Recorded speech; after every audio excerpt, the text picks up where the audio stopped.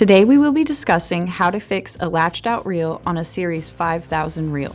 This process will also be the same for a Series 4000 reel because they have the same latching mechanism.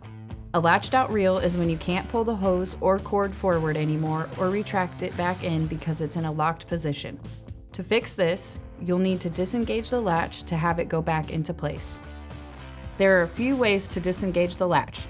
If your reel is within reach, you can rock it forward to delatch it, allowing the hose to retract back into place.